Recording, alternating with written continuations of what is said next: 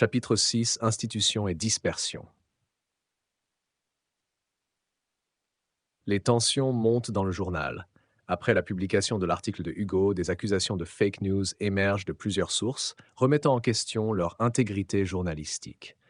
Sous la pression des plateformes numériques, qui prétextent des défaillances et des manques de conformité à leur politique de transparence, le journal indépendant se voit contraint, en toute légalité, de fermer ses portes.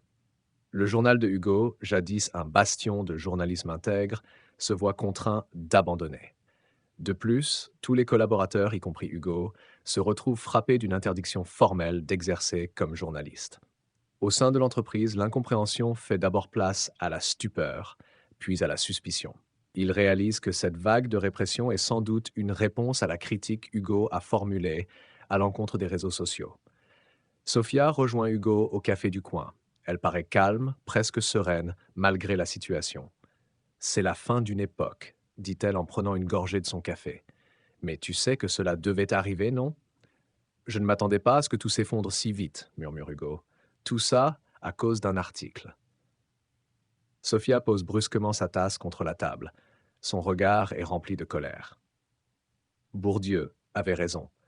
Le champ journalistique est dominé par des pouvoirs économiques et politiques. Dès que tu es allé contre leurs intérêts, tu es devenu une cible. Dès que tu t'opposes aux grandes forces économiques et politiques, tu deviens une cible. La lutte est inégale. Hugo se passe la main sur le visage, épuisé. Alors quoi? On abandonne? Sophia retrouve instamment son calme et répond. Non, pas tout à fait.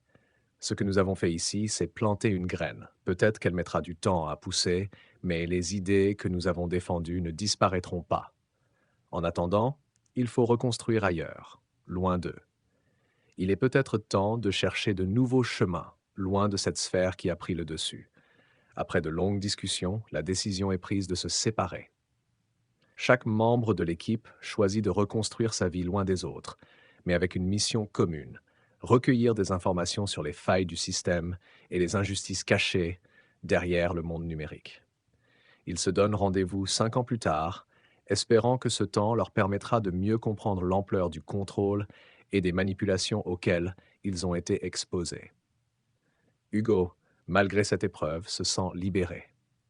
La fermeture du journal marque une fin douloureuse à son ancienne vie, mais c'est aussi une opportunité pour lui de redéfinir sa vie loin des superficialités virtuelles.